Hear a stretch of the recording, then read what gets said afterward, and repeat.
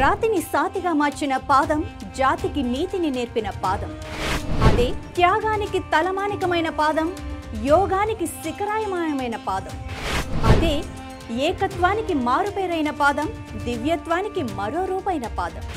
అదే రామో విగ్రహవాన్ ధర్మ అని శోభించే భవ్యాతి భవ్యమైన శ్రీరామ పాదం.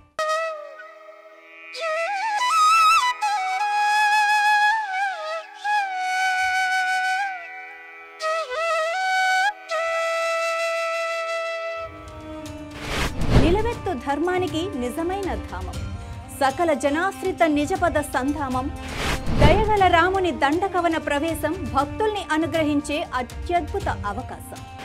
శ్రీరామపాదం మోపిన ప్రతి నెల ఓ శ్రీ క్షేత్రం, అదృష్టమయ తెలంగాణ విశేష అనుగ్రహ పాత్రం. గోదా తీరం నుండి కృష్ణతటి దాకా అమోఘ ప్రభావం, తారక మహామంత్ర సంభరిత సమన్వయ స్వభావం. ఆ దివ్యపాద స్పర్శచే పునీతమైనదే సీతారాంపూర్ ఆలయం, భాగ్యనగరి సమీపంలో నెలవైయున్న భవ్య రామాలయం.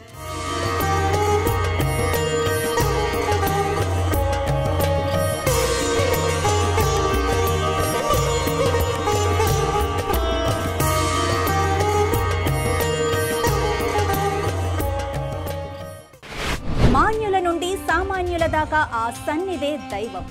నాటికి నేటికి ఏ మాత్రం మారనిది అనన్య భావం.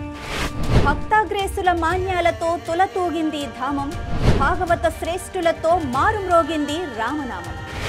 ఏది ఆ కనుల పండుగ, ఏది మన మనస్సుల నిండుగా. కాలంతో పాటు కలిగిన మార్పులు, రాజకీయ ఆలోచన రాక్షస చేర్పులు పోల్చుకుంటే ఏమిటి ఈనాటి దీనస్థితి, పాలకులతో ఆలయానికి పట్టిన గ్రహణ స్థితి.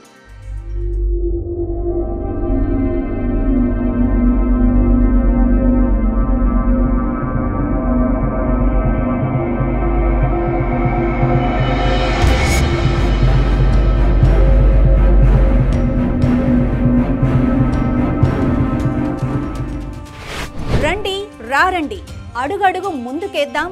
రారండి, రామకార్యంలో మనవంతు కృషి చేద్దాం.